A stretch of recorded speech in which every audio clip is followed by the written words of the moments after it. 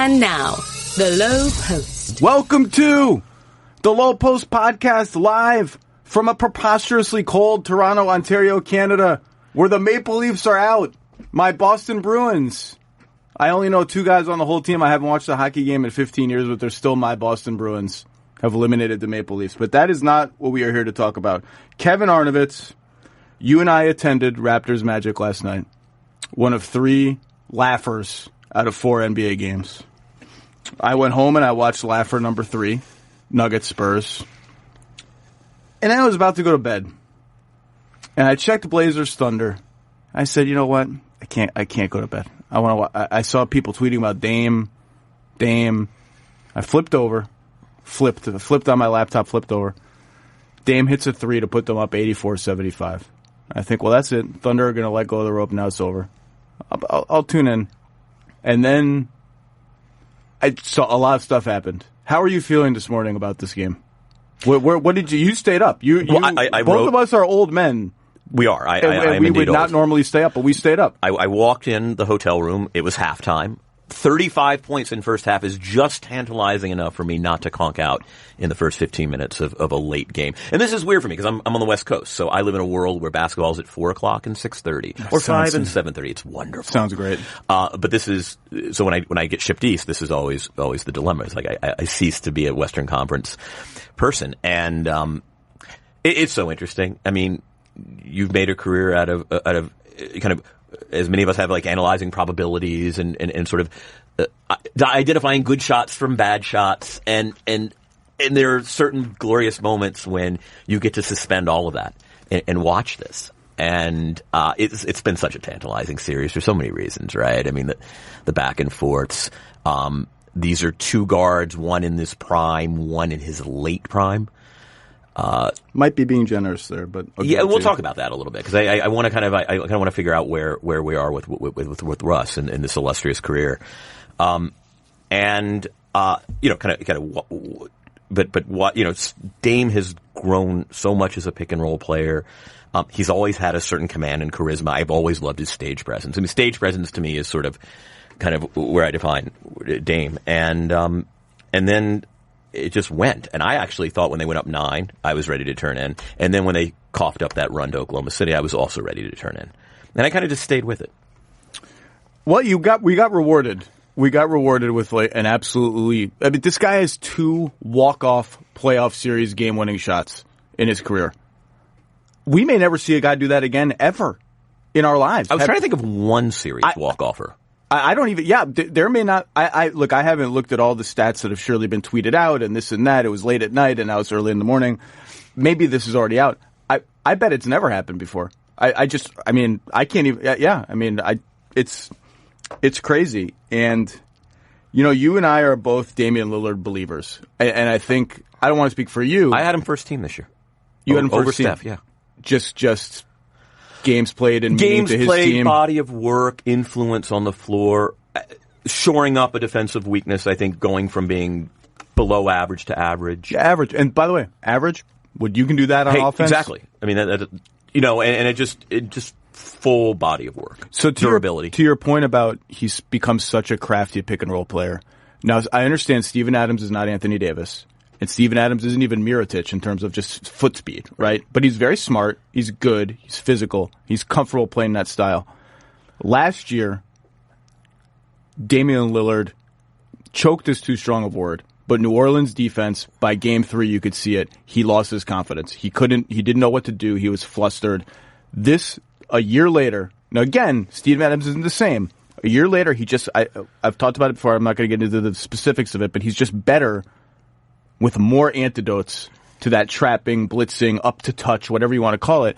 And he played Steven Adams off the floor. It was the exact opposite. They had to take Steven Adams and say, hey man, you're pretty good. You're not good enough. We need to, and there was a 3 that Dame made in game 4 in Oklahoma City where Adams was late coming up. He wasn't even at the 3-point line, which is unusual for him to miss. Now, whoever was guarding Dame got smashed by the screen. So that was a problem too. And Dame just waltzed into one. And that was the last one in that game. Right after that, they moved Adams onto Harkless. And you could see, I don't know if Adams was tired or whatever, but Damian Lillard, who wore down last year under that kind of pressure, wore down the other team this year. Yeah, it was interesting because I wasn't sure if it was because like Harkless kept getting beneath the defense, kind of sliding in, getting those seals and whatever. And I don't know what the adjustment was. It was funny because I just did this piece last week on sort of Shai Gilgeous-Alexander and Trae Young learning the position. I can't say Shai Gilgeous-Alexander's name. I sound wrong. Shai Gilgeous. There's a lot of shushing when I say it. I can't. SGA is like a Toronto native. Yes, that's right. In listening to those kids kind of talk about what they're really studying are guys in this, what you just said with Dame and kind of how crafty he's gotten. They love to study craftiness.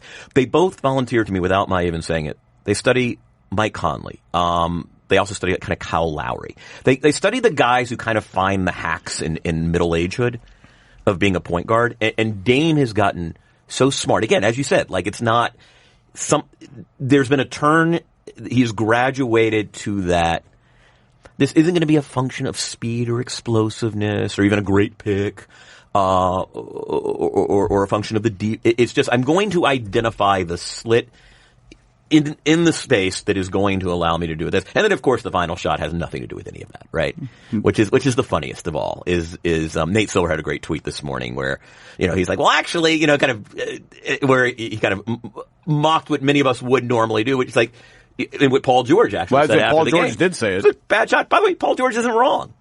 Well, the one reason it's good is I do think the math would suggest Lamar Hurd, who I love, he's the Blazers color commentator, and he was he just tweeted. Oh, isn't he great? He's fantastic. I got to know him in Los Angeles. People are sleeping on how good that broadcast team is. He was frozen in that spot. He tweeted a video of himself. He hasn't moved like an hour after the game because he can't believe what he's just seen. And wait a second, I lost my train of thought. What were we talking about? We were talking about the kind of the well actually function. And he quality of that shot. And he was surprised. That's right. He was surprised that he was like, I didn't think Dame was going to take it like all the way to the end, where you don't even get a chance to rebound the ball. And I actually think the math. Again, I haven't had time this morning to look back at the studies, but I think the math would suggest in that situation you should take it to the end. You should not, especially with the half court. I mean, teams can do stuff with a second. Yeah, you should not even give them anything. You should take it to the end and then go to overtime as your worst case scenario. And it's just a cold-blooded MFN shot. I mean, I don't want to have beeps today because we're not in Bristol. The beep button there's like a 2-step beep process now. And then the wave goodbye. Like a 7-second delay kind of thing? I don't know. No, they beep it. They beep it. When I swear they beep it. But now I don't want to burden the Toronto people. And I'm glad you've disclosed this now so I can be more cautious. And the wave goodbye was just ice cold. So this is the thing. I think we can divide superstars, and I think you can do this in every sport, into hot and cold. Right? Dame is cold. Even the watch. Look at the expression on the face. Is there a howl? Is there a primal scream? Right? Like Russ is hot. He's rocking the cradle. He's yelling. Kawhi with the fist pump, and that's it. Dame is cold. I mean, this is sort of Barry Sanders versus. I don't know enough about football. Like kind of who was the hot running back who. I feel like the wide receivers are hotter than the running backs. The wide receivers, I feel like when I was a kid, had the most. Billy White Shoes Johnson was who I grew up with. And and they had Michael Irvin. They had the most. Terrell Owens. And I love the cold guys. Dame, Kawhi. And then you have like guys who aren't on the continuum at all, like James Harden, who's just kind of weird. In a great way. And I don't know if his reactions are cold or hot. They're sort of this third axis. So Damian Lillard in this series, 33 points per game. Pretty good. I believe he shot 48% from three. I'm bringing up his numbers now. And just, this is a team. I have my first round winners and losers coming up tomorrow after last night broke perfectly for that. I thought they were done. I thought that series for them last year was going to be unrecoverable. I thought it would break them in a fundamental way that they could not come back from. I thought they'll go through this year. They didn't make any changes in the offseason because they almost did. They got very close to firing Terry Stotts. Neil O'Shea fought for him. They fought for the stability of the team. By the counterfactual, Terry ends up in Phoenix last year. I mean, boy, that's a great coaching job. Would you take the Phoenix coaching job right now if they offered it to you? Only 30. Huh? They're only 30. They're like 29.5 now. Yeah. And the Phoenix is like 0.5 of a head coaching job. I want to get. I don't think I would take it. But by the way, not that either of us are qualified. Obviously, this is a joke, but I think if I did take it, I would do all sorts of crazy things. Anyway, it's like if I would wear nicer suits. If I would too. I would really go for the suit. I would wear no tie for sure. Oh no, I'm more Spo Kenny Atkinson on this. Yeah, and like if I had been Dwayne Casey, this is why, because you get fired for doing this. But if I had been Dwayne Casey, I'm facing the Bucks. I have no chance. Blake Griffin misses the first 2 games. I like really have no chance. Mm-hmm. I am doing and I talked to a coach from a Western Conference team. We were just shooting the breeze about this, and he unprompted said, "Why aren't they shooting like 75 threes?" I would just have done, let's just see how it works. Let's just play 4-point guards and shoot 75 threes. Anyway, I don't even know what we're talking about. Portland. Yeah, we're talking about Portland. You thought this would fundamentally break them. And the opposite has happened. And look, the bracket, I don't even think the bracket broke right for them. They didn't want this matchup, and they got it anyway, and they won. And I think it's a remarkable story of perseverance and self-assurance, and it starts with Dame. And you and I think, are both believers in, like, this guy sets a culture where it's just rock solid. And I think it's not. They did not pretend that last season didn't happen. Opposite, they gave themselves time to hurt and look in the mirror and feel the pain of it. Oh, they've had relatively public therapy. Yeah. On this, and I love it. I mean, look, narrative's easy to ascribe after the fact, but I love the idea that a sweep like that can be a catalyzing event for a team. And you just didn't believe. I believed it. I was out there for a week early this season. You've spent a lot of time around them. I believed it, but you just didn't know if it would matter in the playoffs, right? You just didn't know if they're going to get in the playoffs and they're going to get a bad matchup, and it's just not going to matter. But they believed it. They believed we are coming back from this stronger. CJ McCollum told me earlier in the season, we don't have to be scared anymore in the playoffs because it's never going to be worse than that. Right, exactly. It's never going to be worse. Bottom. You have lost a series in which you were favored by a 4-0 margin. Humiliated. Every vulnerability you have, every suspicion people have had about your inadequacies as a team have been exposed on national television 4 times. And yet they kept it together. And I'm a big fan of continuity. More because I do think there's value in familiarity. I think teams, if we look back, like I think we can look back and say, if not for LeBron, like that Indiana team overachieved relative to its collective talents under Frank Vogel, that 2010, the George West Hill teams.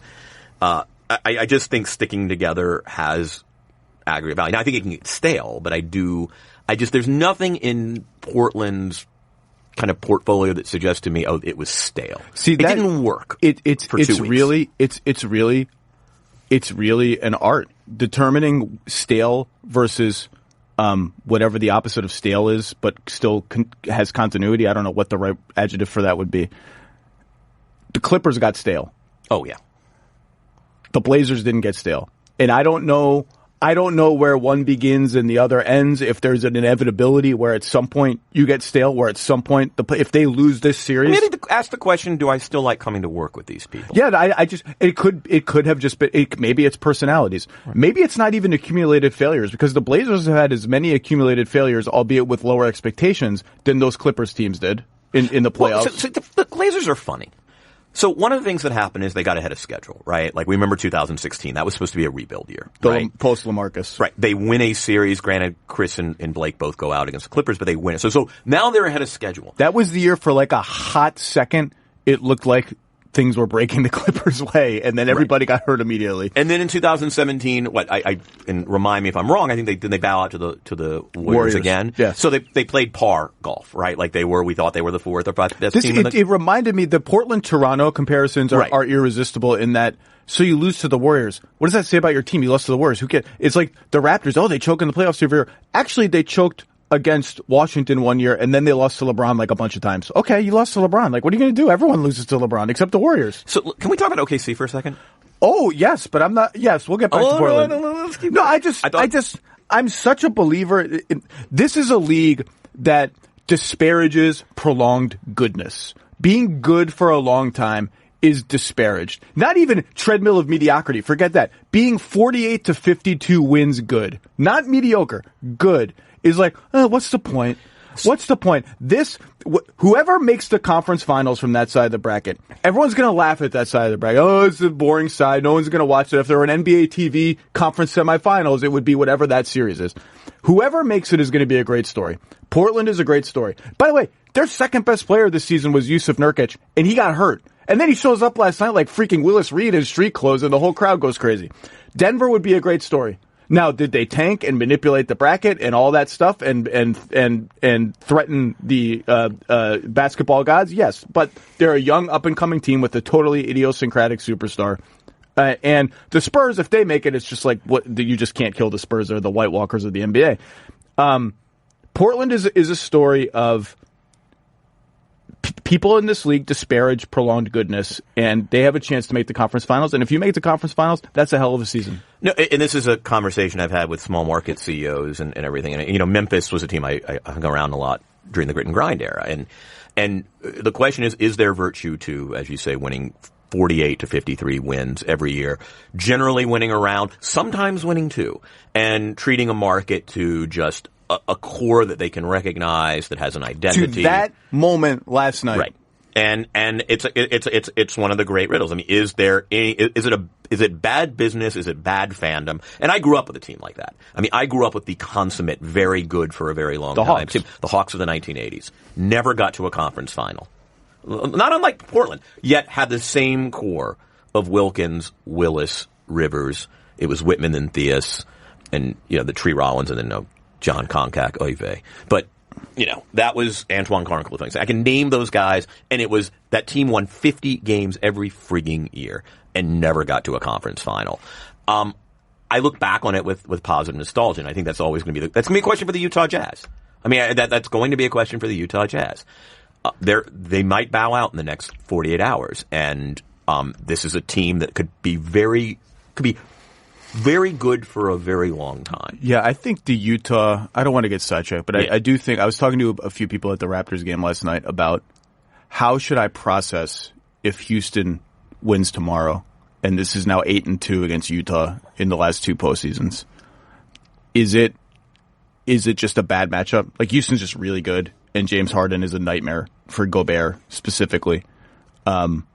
Or is there something regular season-y about the Jazz? Is there something about them that they can win a lot of games in the regular season, but whether it's Gobert is one of these sort of classic hang-back rim protectors, and they only really have one guy who can just get stuff done one-on-one, and all their cute stuff doesn't work as well in the playoffs. All their cute handoff, oh, look at the cutting, and they run into the catch, and they do this all nerdy stuff that I love. It doesn't work. And the answer to that is, the answer I got last night from a bunch of people was all over the place. Some people, maybe it's just a bad matchup, and Utah's actually just really good. And if they had a different matchup, they would roll through some of these other teams in the West. I don't know the answer, but it's an interesting question if they lose tonight.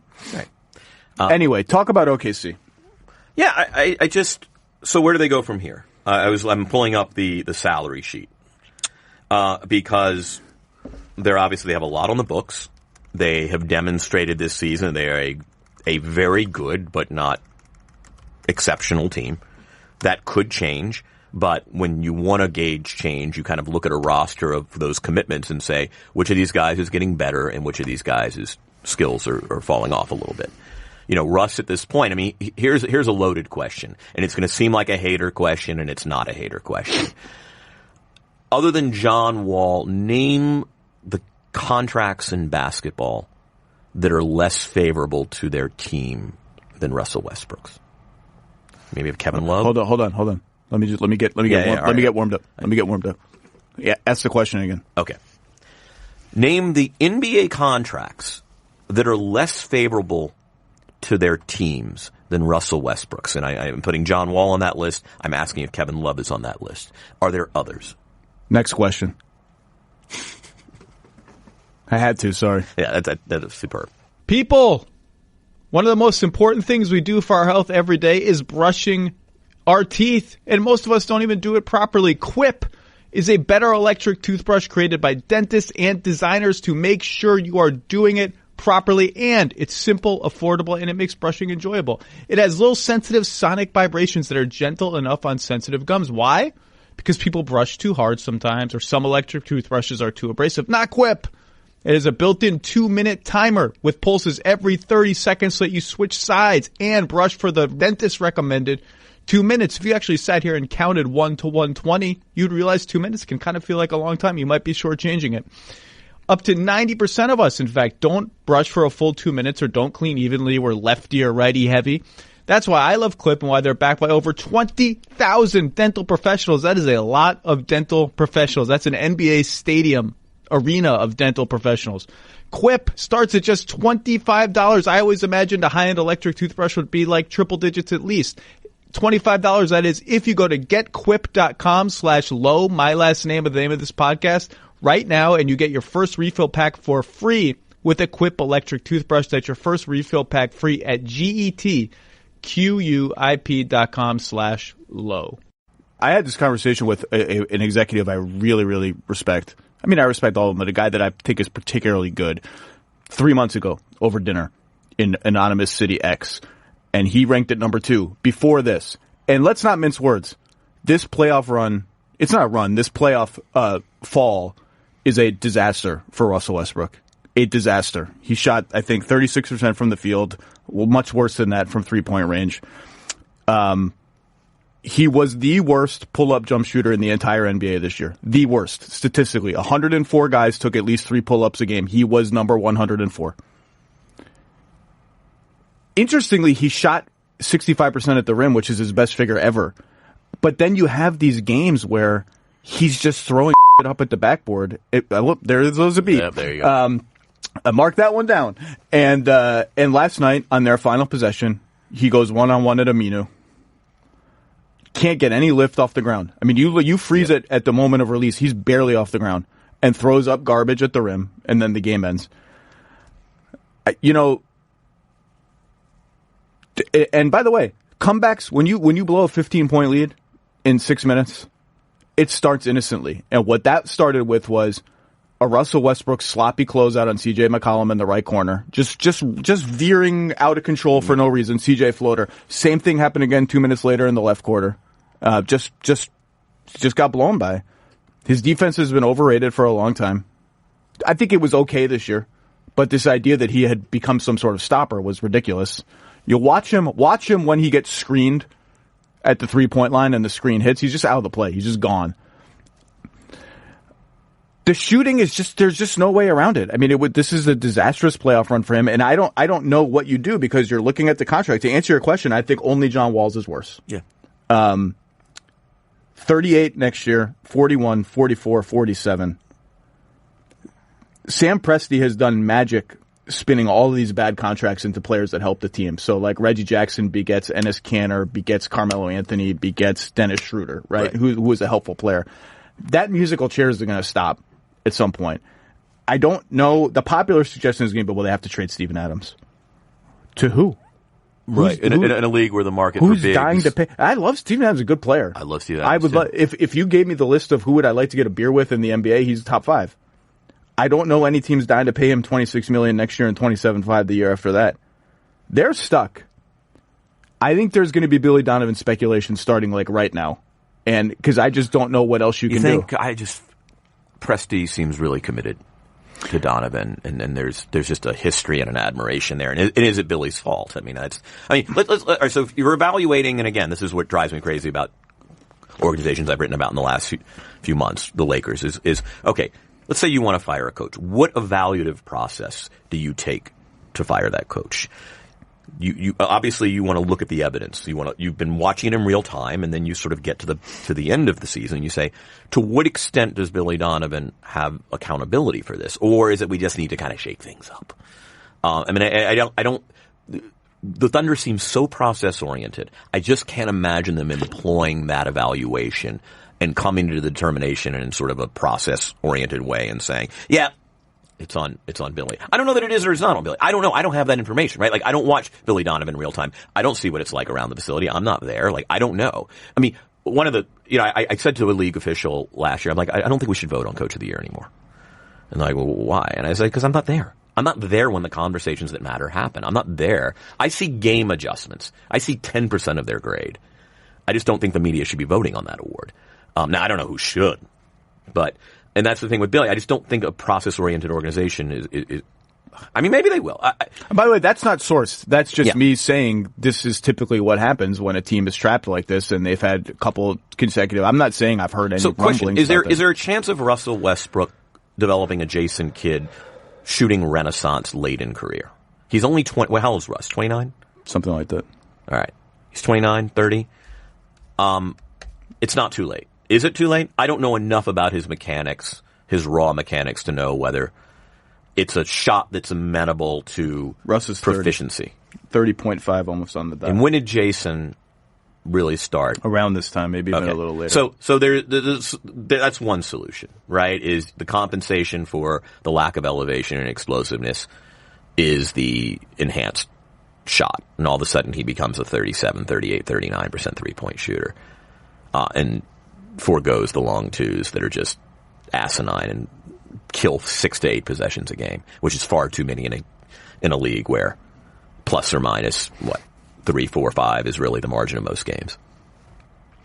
I don't know. I don't know the answer to that. I mean, he's just in terms of volume and inefficiency, he's nothing like Jason Kidd was. I mean, Jason Kidd was sort of like a 3 avoider or a wide open 3-point shot taker before he became an okay wide open 3-point shooter. Temperamentally, it's different. This is just, it's different. And, you know, I just don't know.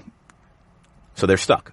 Look, this is the same general manager who turned Serge Ibaka into Paul George. So, like, I'm sure they have thought.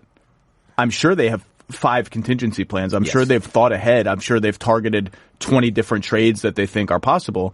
I just don't know what you do. And I just think you zoom out. We are going to get a book about the Thunder at some point by somebody and what happened and what could have been. And I don't know what you think of this, actually, because the Harden trade will be the sort of definitional moment of it will be the inflection point, even more than KD leaving. I think the Harden trade will be the one. Yes. And people viewed that as, well, the Thunder chose Ibaka over Harden because they were simultaneous. They were the same offseason, right? I mean, Ibaka signed his extension, and then a few months later, I believe, Harden was traded. I think the most fundamental choice they made was Westbrook over Harden. I think that if that was a real choice between 2 ball handlers. And now Russ was a year ahead of Harden, so his contract timetable was I was trying to remember the accelerated. timing. Right, Was it? So that pushes you naturally, like, we lock this guy up first. Okay, so now we have him. That's a funny counterfactual, right? What if Harden were first? Yeah, and KD is not a choice.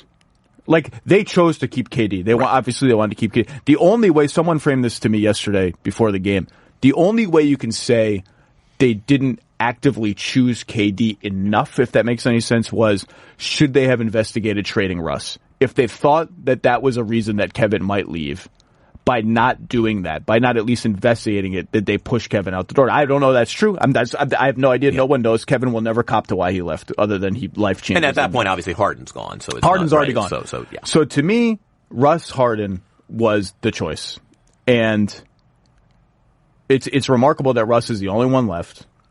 And look, the Harden trade has been done to death, right? We've all done it to death. Yes. It was framed as a financial trade, which to me never made sense because they got so close to offering Harden the max that they could have that it's like, well, if you're going to offer that, then offer the whole thing. It got framed as let's spin a redundant star into 4 or 5 bites at the apple that can sort of sustain our team going forward with draft picks and younger players. I think, and again, this is just years down the line, having talked to lots and lots of people around the league. I think what really happened is they just didn't think James Harden was someone they wanted on their team at the price it was going to take. They just didn't think he stood for what they wanted to stand for as an organization, and they didn't think he was as good as he ended up being. And by the way, people that were in the trade market for him also didn't think he was this good. Houston was one of the few teams that thought he was this good. And I remember talking to one Rockets official at the time, after the trade and said, well, would you take Harden or Russ? And I said, well, I think Russ is probably better. He said, we'll see. Yeah, was the Beal deal ever on the table? I can't. I don't remember. It's no. Culturally, Russ was a more representative fit. Let's say. I think the off-court stuff with Harden bothered them. I don't think that's why they traded him, but I think it contributed to this idea that this guy stands for what we want, and this guy maybe doesn't, and let's see what we can do. Yeah. Wrong choice. Yeah, and the question I've always had is, was there a line in the sand drawn by ownership, as ownerships want to do? Maybe was that number the number that here it is, this is what we'll pay, and this is the line. I mean, that's a question I have. I again, there's not a more tight-lipped organization than Oklahoma City. I don't know that you'll ever get your book. This is just my theory. It's my informed theory. I think people have, in all the analysis of the Harden trade 6 and whatever years later, I think the angle that they did not think he was this good is underplayed. I think all the other factors are overplayed, and they just flat didn't think he was this good. Right. We were having a conversation in 2012 about Cephalosha versus Harden. As that. Yeah, and also, I love Tabo, but and also just like, all they could have amnestied Perkins and this and that. It's like, I just think flat out, I don't think they've ever thought James. And by the way, there's no way you could have predicted this, what James Harden has become. There's no way. There's 240 step back threes was not in the collective imagination of the NBA 3 years ago. It wasn't, let alone 6 years ago. So anyway, that's enough of OKC. Portland is just, Dame is legit. CJ made some, I called him, I'm a bad man. That's what, when he makes like a mid-range jumper in someone's face, I say 355 fourth quarter CJ. You've played around obviously with Second Spectrum and those stats and that Q, like the shot probability in excess of CJ's outcome. High. CJ is ridiculous. I mean, he is the best hard shot maker in the league. And he made a bunch in this series. He quietly had a very good series. Yes. And so that series is over. Almost all the series are over now, or on the verge of being over. Yeah, what do we got? We got the Houston-Utah gentleman's sweep potentially, and the Clippers-Warriors tonight gentleman's sweep probability. I think the gentleman's sweep has to be you win the first 2 at home and you yield one of the 2 on the road. I didn't know that there was a particular order of events that needed to be like for followed. instance, we just saw the Raptors polish off. I don't think just any 4-1 out to credit. I think Matt Moore and Graydon Gordian came up with this conceit. I think it's more that it just kind of goes true to form. First 2 at home, and then there's never a moment when you doubt the outcome of the series. There's never a moment where it's tied except for 0-0. You win your first 2 at home, you're the favored team, you drop 1 of 2 on the road, and you come back and you let the opposing home fans have a nice moment. Exactly. Like, I think that's the notion of the it's not any 4-1 so series. Raptors Magic was not a That's not a gentleman's sweep. Magic won game 1. There was panic. It was just, it has to be more pro forma, I think. People, this show is sponsored, as it often is, by SeatGeek. The ticket industry hasn't changed that much in a long time. There's a bunch of big companies who have been around forever, but they don't really care about making the experience easier for you, the customer. SeatGeek is there to change all that. It has 50,000, actually more than 50,000 5-star reviews in the App Store, and it's focused on making your experience easy. It pulls in millions of tickets from all over the web. It's one-stop shopping. You don't have to click around to a million sites out of fear that you've missed a really good deal. It rates each deal on a scale of 1 to 10. It has an interactive seat map. It has green dots for good deals, red dots for less good deals. It's very simple. Every purchase is fully guaranteed, so you can shop for tickets on SeatGeek with confidence. It is by far the easiest way I've found to shop for tickets. Whenever I have a friend from out of town, I need to buy him a ticket to a game. I go there. They've helped me with Broadway shows, comedy shows, you name it. Everything, they have it. Best of all, my listeners get $10 off their first SeatGeek purchase. All you have to do, download the SeatGeek app. Enter promo code Lowe, L-O-W-E, my last name, the name of this podcast. Bam, $10 off your first SeatGeek purchase. Remember, that's promo code Lowe, L-O-W-E, for $10 off your first SeatGeek purchase. You were on Toronto, Orlando. I was. Let's talk about I'm Toronto. Very happy to be in Toronto. Love the T-Dot. Could have robbed a bank last night. I tried to rope you into it. I said the Leafs are playing Game 7. Could rob a bank. No one's paying attention. Anything you wanted to do. It's like... I think it was the Die Hard movie where the little kid Die Hard with whatever the third Die Hard movie is, where the little kid tells Bruce Willis, "Look at all the cops." I've only seen the one with Alan Rickman. Well, that's the best one. Okay. He tells all the cops are up to something. You could rob City Hall, and Bruce Willis has the aha moment of something's wrong here. That's what Toronto is like on a hockey day. I thought so before the playoffs on the Lowe TV special that aired on Friday, April, whatever. I said I'm picking the Raptors to make the finals out of the East. Game 1 disturbed me. Games 2 through 5 were like, okay, that's they're really good. That's the team. Zach, they're really good. And I wrote about it last night, published this morning. For all of the drama that has begotten this franchise, I mean, trading a franchise star, the Kawhi coming in, is it a rental, is it not?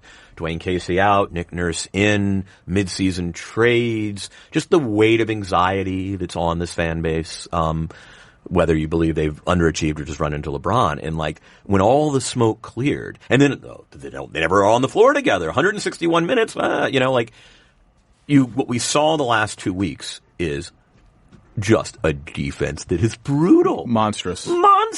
Zach, they on the floor have 2 defensive players of the year, and I know Gasol's older, but he's wise. And he just actually manhandled, which they got nothing in the series. And by the way, those just 2 guys. Then you have Danny Green, who I voted on his second team all defense this year and is the best transitional defender in the league, and a pretty damn good base defender too. Then you have Kyle Lowry, consistently top 3, 4, and 5 at his position. He drew 3 charges last night. I mean, I was like, can you take him out of the game before he hurts himself? Stop. And then, by the way, then the last guy, who might be better than all of them this season. He might be the best one. Pascal Siakam, who's also on my second team all defense this year. Say nothing of like Serge Ibaka and Fred VanVleet coming in. I mean, usually you sacrifice a little defense when you bring in the second team. Not in Toronto when you bring in Ibaka and VanVleet. It is just, they are, for all, and Nick Nurse kind of came through the Rio Grande. We knew him as his offensive guy, shoot 71 threes in a game. And by the way, he has devised a defense that is just this perfect, sits at the intersection of sort of Stan Van Gundy's conservatism, stay at home, and let's like flood the help side. Yeah. It's this wonderful, like adaptable, very smart, with very surgical coverages that when there's a demand, we want to blitz Terrence Ross. We can do that. And by the way, because we completely trust the help system in this organization, or in the scheme. And I'm just kind of overcome with what I saw in the last 5 games, which is just an absolute defensive clinic. Granted, Zach, against a offense in Orlando that is not exactly, it's not even the average. But they're showing stuff. They're showing not only the individual talent, but a growing connectivity between them. There are a couple. The one play that stood out for me, so it's a stupid little thing, but in Game 4, I think Gordon and Isaac ran a pick and roll on the right wing, and the Raptors had the matchups reversed. Siakam was on Gordon and Kawhi was on Isaac, I think, and it was the reverse for almost the entire series. And the Magic read that and thought, okay, they're going to switch. And so Isaac slipped the screen because that's how you beat a switch. You get the hell out of there before they can switch. And they didn't switch. And it was one of those moments where like they just made a read in a second, in a millisecond, to not do what they probably thought they were going to do because they anticipated what the Magic were going to do. Gasol made 3 or 4 plays like that in the same game where there was one pick and roll where he was laid back as he usually is. He was 3 feet, 4 feet below the 3-point arc. Saw right away that his guard was in trouble. Stepped out and like pretty fast for Marc Gasol. Stepped out, got his hand, big paw up. Either got a piece of the shot or disrupted it. And I talked to Mark a little bit after the game last night, and he's like, "It's coming together. Yeah. We're starting to come together." And again, I like a team that knows how to solve problems. They had a problem after Game 1. I mean, DJ Augustin's a pretty good pick and roll practitioner. He had a nice season for them. Yep. And so they build this high wall, and it stops everything. It says, Mark, remember this reminds me of a conversation I've talked about it on this podcast I think before. But read and react. We always associate reads with being an offensive skill, right? And that's generally talking about a Dame last night. I mean, Dame's gotten so good at reading, it's insane. Underrated is the defensive read. It's having a defense that is so smart. Al Horford is sort of the king of this. And I remember this was the origin of the conversation was Atlanta had that second-ranked defense when they won 60 games. No one could really figure it out. The personnel's kind of Jeff Teague and Kyle Korver. And ultimately it was, and then I'm like, your coverage schemes are just so complex. And Al's like, and what do you mean? I mean, and I said, well, you guys did this to that. And then on the 1-4, he's like, oh, no, those were all reads. I'm like, wait, I don't understand. Defensive reads. And I think just IQ, and this team is so smart defensively. It is so good. Kawhi is brilliant. I mean, he's a savant at these situations. And he's had a couple of plays, particularly in Game 4 in Orlando, where it was like he came out of nowhere and pinned a shot on the backboard and swiped the ball, and you're like, uh-oh, that looks almost like 2 years ago, Kawhi. He is the best defensive helper in the history of the Now, game. I don't think he's quite back to 2 years ago, because 2 years ago you couldn't dribble near him. He would just be like, I'm taking the ball. Thank you. I'm now going to go the other direction. Thank you for participating in this interaction that we've had. He's not quite there, but they've been really, really good defensively. And as you said, Orlando has no great shakes offensively. So we'll see. They're about to, these semis are going to be as advertised, I think. Yeah. I'm really curious to see how Philly, deals with it. They're really creative. What are your early thoughts on this matchup? What do you got for me? I mean, I think they obviously have a new situation. They haven't had to sort of say, what do we do with this too? Do we top lock JJ? Do we, how do we deal with real motion? I mean real motion. I'm not talking about 1-4 and 1-5 pick and rolls. I'm not talking about, all right, let's free up Aaron Gordon in some space. I'm talking about legitimate motion that compromises and leverages. Like Joel Embiid is not going to be susceptible to the sort of bullying that Marc Gasol was able to perpetrate on Nikola Vucevic. Yeah, he stole Vucevic's lunch in this series. Yeah. I felt bad for Vucevic. Waited 6 years to get into the playoffs, and then Marc Gasol just eat your lunch for 5 games. Now it's interesting. The Raptors were willing to double Vuce when Gasol wasn't on him. Are they going to have to do that? Are they going to play him straight up with Mark, or are they going to kind of? I mean, what contingencies do they have? I mean, they can blitz JJ the way they handled Ross. I don't know, but I think there are more pressure valves and releases in Philadelphia. Well, that is Orlando. if you blitz Ross and the other 4 guys on the court are Michael Carter-Williams, Kem Birch, Jonathan Isaac, and Wes Iwundu, it doesn't really matter. and obviously the other 4 guys aren't going to be that. And then it's going to be a really interesting series. I think Toronto has, one of the 3 or 4 best transition defenses in the league. That'll help, but still, you can't. You can only do so much against Ben Simmons rolling at 6'10", down the floor. It's going to be interesting. I mean, I'll take Toronto. I'm going to pick Toronto too. But I want to see a game or two. I mean, it's the funny. Embiid question is really interesting in terms of what do you go into game 1. What's your first look defensively going to be on Embiid? Obviously, Mark is going to guard him. Do you give Mark 4 possessions of just, we're sending nothing. We're sending no help. Let's see how it looks. I bet they'll just land on some sort of like half help, I don't think they need to double him. I don't think you trade for Marc Gasol to then hard double Joel Embiid consistently unless he really earns it. I think they'll shade and do something, but But here's the brilliance, Zach, and this is what we just talked about for 10 minutes. The luxury of your Nick Nurse of saying to Kawhi or Danny or Pascal, be smart about it. Yeah. Help, you know how to identify when a teammate, when Joel gets deeper than he was supposed to on the catch. Go, be smart about it. We're not going to devise a specific standard, but you know how to do this. You're Kawhi Leonard. You're Danny Green. You know how, you know when and how you have luxuries to come off the corner or don't, or when, when the help side is compromised and when it's not. And I just think that's the luxury of having. I mean, in many respects, Mike Budenholzer has the same luxury. I think Steve Kerr, when the Warriors are actually engaged defensively, has the same luxury. The luxury of just saying, be smart.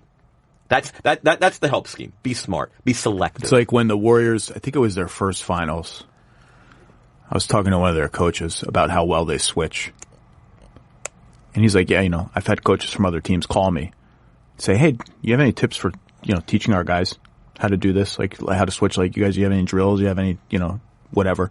And he's like, no, just get really smart players. Yeah. Intelligence is the most underrated quality in the playoffs.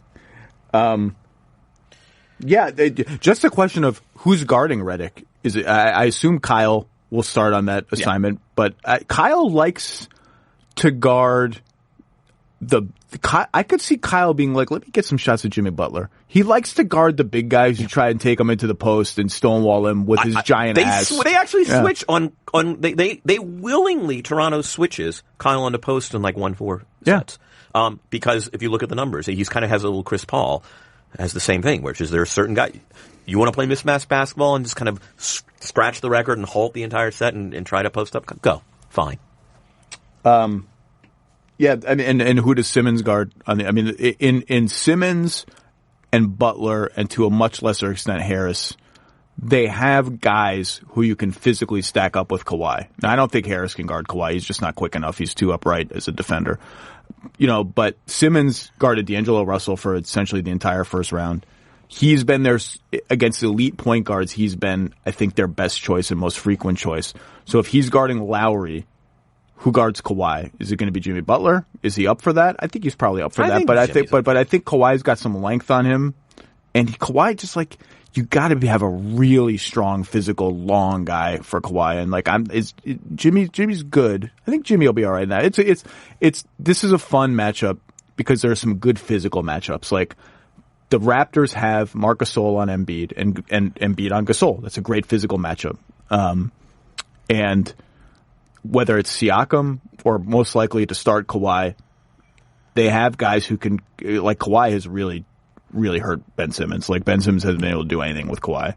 They have guys who can physically match up with each other, and that's interesting. And by the way, I don't be surprised if Siakam finds his way on Simmons for a bit. Siakam guards everyone. Siakam's like randomly he'll go 3-minute stretches like he's guarding Evan Fournier now. When he guarded John Wall last season, it changed the series against Washington. Spicy P. Yeah, it turns out he's good. It's not fake. It wasn't fake. It's good. He's really good. I gave him an all second team vote. And he's a good one-on-one player too. And, when the Magic went to their lineups that only had one of Gordon and it just had Gordon, no Isaac, and so Gordon's guarding Kawhi, and you have a smaller wing on Pascal. It was like a layup every time. There's nothing you can do.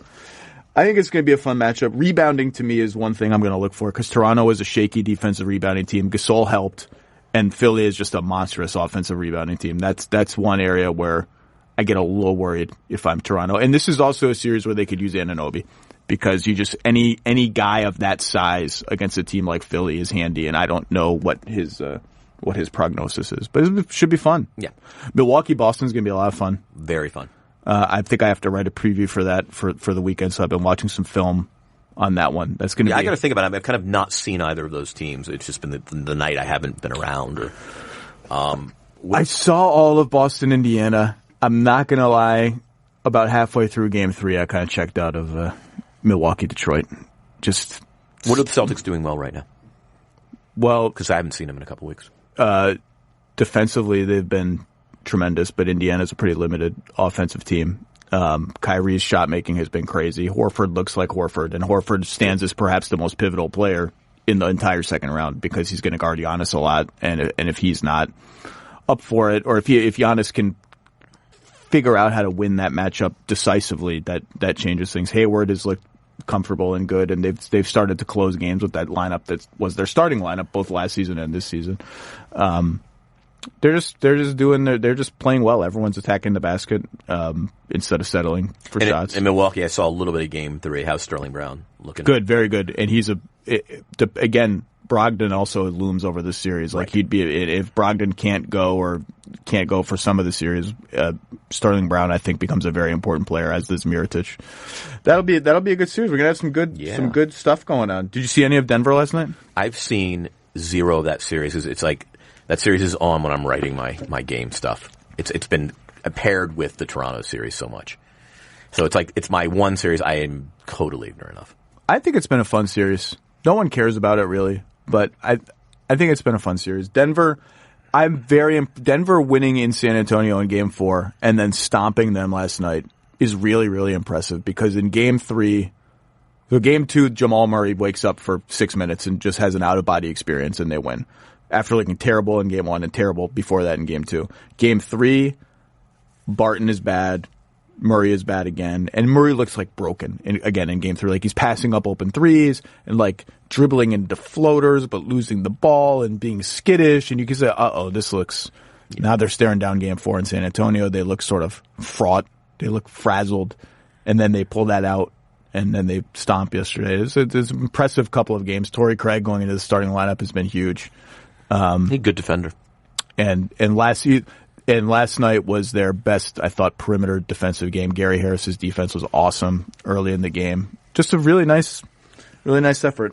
Let's talk about the Suns. Yeah, sure. So about a month ago, you wrote a whole entire feature that about the Suns and Robert Sarver and goats defecating in Ryan McDonough's office, and just kind of what happened? What happened to one of the league's, if not glamour franchises, like a consistent winner, a franchise the league could be proud of, a franchise that had been innovative with 7 seconds or less and had been one of the great consistent winning teams that hadn't won a championship, but just to playoff, they're always in it. They're always doing something. And now they're this. And then at 12:30 a.m. on whatever day that was, yesterday or 2 days ago, Woj tweets out that they fired Igor Kokoshkov. Not out of nowhere, because there had been rumblings. Some of the rumblings were you just never know. Sarver could appoint one of the GOATs as coach. You put nothing past him. But there had been, I think, real rumblings. But it did feel like firing season had kind of passed, and maybe Igor was going to survive, and then this happens. So what is your reaction? I think a collective decision has been made by management and ownership. They are going to strip floor zero down to the studs. And I think, and this is just, it's just my personal theory, I think whether it is the coaching staff, whether it is the video room, the training staff might be overhauled for the first time in 15, 20 years. I was going to say, that's a big one. And I think there's a sense that they just want to, and I'm not suggesting they should or shouldn't, but they're just going to defumigate the place. And they're just going to strip floor zero. And for those who know, floor zero is a very bifurcated structure in Phoenix, just architecturally, where the management is up on the fourth floor, and then down on floor zero, they call it, is the practice court, and the coaches' offices, and the training staff, and the video room, and sort of the basketball game night, player focused world. And they're just, and this is part of that. I think one of the defining features, Zach, of distressed organizations is there's always a lot of good collateral damage. I mean, when I mean good, I mean good people who are collateral damage, right? Whether they're players who go on to play well elsewhere, whether management, finds their way to an organization who wins championships. Ladies and gentlemen, Steve Kerr and Rick Welts, right? Like a defining feature of distressed organizations is collateral damage, and Igor Kokoshkov is collateral damage. I think they might tell you that, in terms of communication, it never really gelled with the young players, or maybe Igor was the right guy for a veteran-laden team, kind of a mix that they went into last season with playoff aspirations, but now they have this new project, and it's really focused on these 5-6 young guys, and they want a different voice, or all of a sudden sort of the Utah Jazz lineage might not be what's instilled. I don't know, and we'll learn more. I think James Jones is going to, as we speak, I think is going to actually no, it's a little earlier in Phoenix. We'll speak in front of the media. He'll answer these questions. Oh, interesting. I didn't know that was going to happen. James, and by the way, James is very candid. I mean, that was one of the things, when you spoke to him for the story. Yeah. I appreciate he is not a guy who will mince words. So I'm very curious to see. We'll know more, and actually listeners will have a better idea. But my sense is they are going to strip floor zero down to these studs. And that's what's going on here. We all get, there's all this outrage whenever a dumb team fires their coach. There's just outrage in general right now. Well, there's always outrage. Yes. But the knee-jerk is, the Kings fired Dave Yeager. So here we go again. We saw this movie with Mike Malone. You taste success, and you run away from it. There is something to be said for, if for whatever reason you think that guy's not the guy for this roster, make a change. If the owner's willing to eat the money, make the change. You just better be sure, and you better have a plan, because Dave Yeager's a good coach. Now, a whole other thing has happened that I don't feel qualified to address with the Kings right now because I haven't done a lot of reporting or research on it. Igor Kokoshkov is a good coach. So there does come a time where you just need to pick a coach, where you need to have it, where you need to value, maybe we think this guy's a B, but a B's good. A B's good, and if we just keep cycling through B's every year, we're not going to get anywhere. So you better have a plan. And so it comes out that, they're going to be candidates for Monty Williams. Okay. So my first thought was, why is Monty Williams going to take that job? What evidence is there that this is a good job? Devin Booker's good. Yeah, I think Devin Booker's good. Ayton's probably going to be all right. It's not going to pay a lot. It's one of the lowest paying head coaching positions in the league.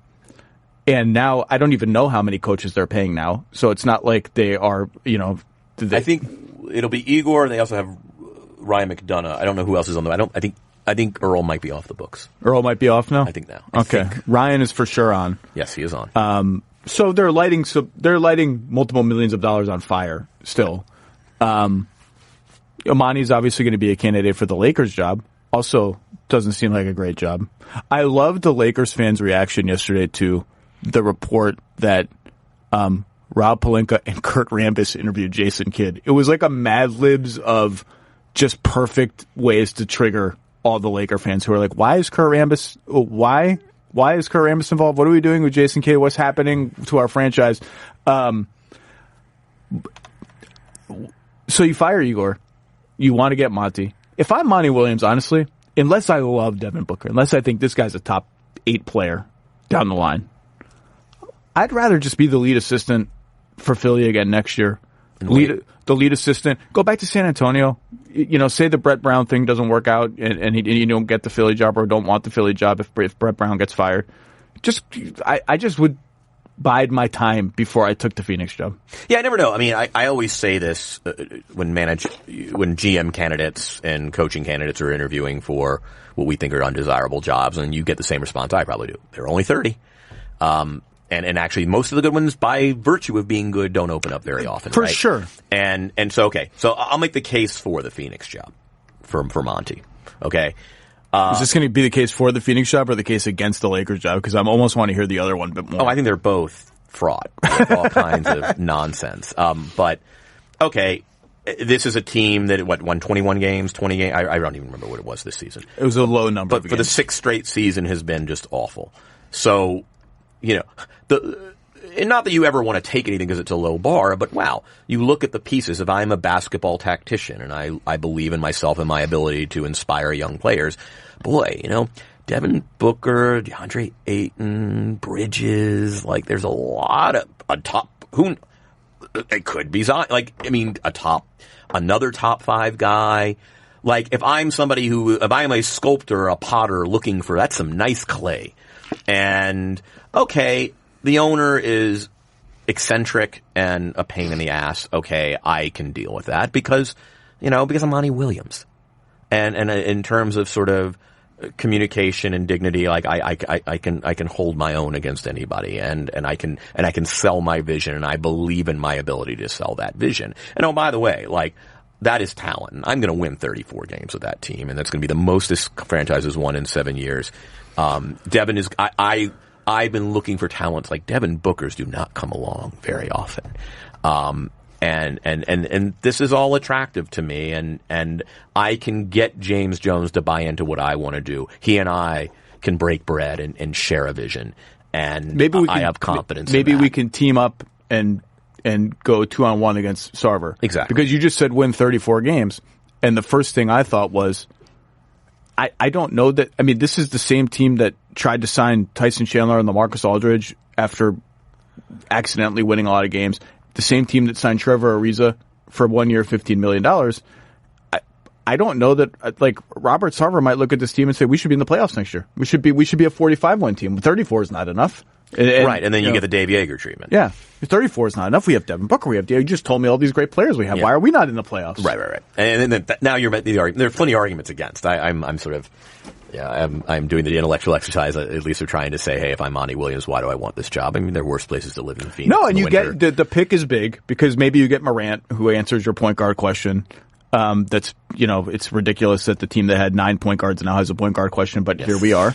And I am a Booker optimist. I think Devin Booker is really good, and there's a whole community of basketball fans who think Devin Booker is just totally bad and empty calories. I think Devin Booker is good. Ayton is going to be interesting. Now the wings, to me, are Jackson is getting pretty close to not quite sunk cost, but may have to go somewhere else. I'm on the team Bridges on that. Yeah, Bridges is solid, but I really like Bridges. He needs to be on a really good team because he's not going to take 12 shots a game. He's not going to. He just needs to be Danny Green. Oubre put up numbers there. I'm not sure how real. I'm not an Oubre guy. Yeah, I'm not sure how real those numbers were in terms of, is any of that going to translate to a good team? So we'll see. We'll see how much they have. I don't want to talk about the Suns anymore. Okay. And I don't want to talk about the Lakers. I just don't. I'm done with the Lakers. Any other playoff things you want to hit? Toronto, Philly, Boston, Milwaukee, Western Conference? I'm just excited to stay in Toronto another few. I know you're moving in here. Man, it's a great city. Zach, I mean, it is so cosmopolitan. The food is amazing. I got a running trail. I like the people. It's efficient. It's clean. I take the train to the games. I stay up on Bloor Street. So I'm doing the neighborhood thing. I think one of the problems sometimes in some of these cities is we all stay downtown near the arena. And so I found a place that's in a real neighborhood near the University of Toronto. Man, I even joined the gym for a month at the University of Toronto. It's I'm very in. I got back from Orlando, and after clearing customs, which is miserable at Pearson, there is I had this feeling I'm home. This relief at being back in Toronto. I'm very into this place. How were the crowds in Orlando?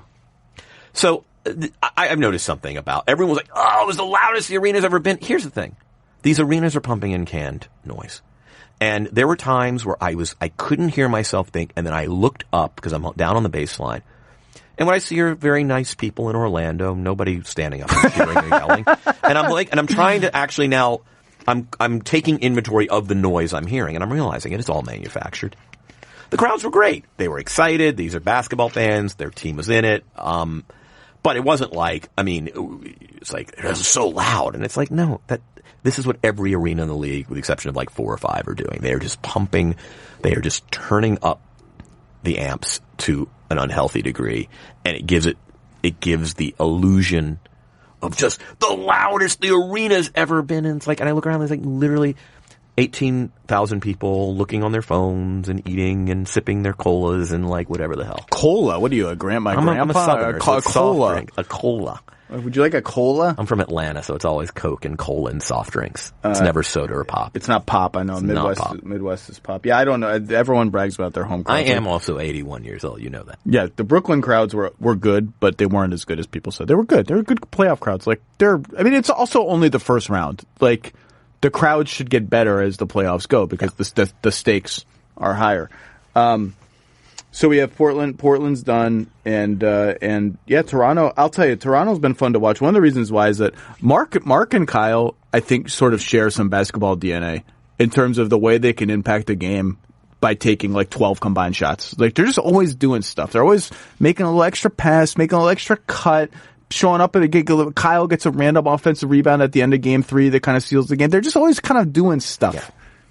I'm actually working on this, on Kyle, a feature on sort of the mystery of Kyle Lowry, which is even on a night when he's 0 for 7, he's the only Raptor in positive plus minus and by an alarming degree. That, it's the update the Michael Lewis story. I mean, I wouldn't say he's the no stats all-star because he got plenty of stats. Yeah. He is an all-star. But there is, and this is one of the most consistent truths of the NBA, which is at the end of the season, you will look at the most advanced, reliable metrics that gauge value while you're on the floor. And Kyle Lowry will be somewhere near the top, no matter how poor his shooting numbers were, or, he wasn't feeling well this season, or, his production's, from a raw perspective has fallen off. It doesn't matter. Kyle Lowry will be at the top. And he is helping you win basketball games, and I don't care if he's 2 for 9. Well, he's just in constant motion, doing constantly good stuff. I mean, just useful stuff. Look at the way he rotates in and out. He's rotating, Tibbs talks about this all the time, he's rotating on the flight of the ball. He's not rotating late. He's rotating back out to his guy almost before the pass is thrown. He's setting little random screens everywhere. He's getting rebounds. He's tipping loose balls.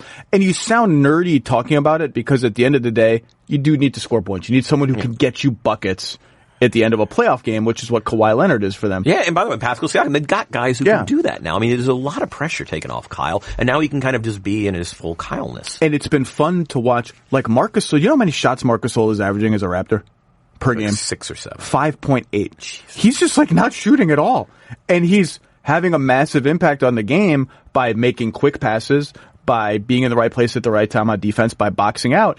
And it's like Kyle has a guy now who's like him, because Ibaka's not like that. Ibaka's a good player. He's just not like that. Kawhi's not like that. Kawhi's an ISO scorer. He's a good passer, but he's a, like, I'm under the rim and I'm trapped passer. Yeah. And Danny Green's Danny Green doing whatever. Kyle and Mark, and you can see that they feel it like, oh, I've got a guy like me. He's going to give and go, and we're going to do this pick and roll thing. We're going to pass it back and forth like 3 times and cut over here. It's been kind of fun to watch. Yeah. I'm really enjoying this team. Mark is going to have to shoot, though, in this series. I told him that after the game. I was like, man, you're going to have to take some threes. You can't just not shoot, because that's, like, part of the reason you're here is because Embiid doesn't want to come out and guard you out there. You're going to have to actually shoot. And he's sort of laughing. It's remarkable. He's taking 6 shots a game. He's taking Mikal Bridges level shots per game. That's funny. It's so weird. Anyway, Kevin, thanks for your time. It's been an interesting, but not all that interesting first round, honestly. But the real games are going to start soon. I will see you somewhere, whether it's here or Philadelphia or wherever in the near future. In the basketball universe, yes. Thanks for and be on the lookout. So we got a Kyle feature coming. Anything else you want to talk about? We're gonna have a fun thing with some great Vince Carter conversation I had. Ooh. At some point, so we're working on that. My good man Austin Tedesco at ESPN and I are working on that. Nice. But and then I think some playoff fire alarm features. So we'll see, and there's probably more Raptor stuff. Yeah, we'll be covering the Raps for the next week or so, at least. Nice. All right. Well, thanks for the time, and we'll keep watching. It's gonna be a fun second round. Kevin Arnovitz, everybody.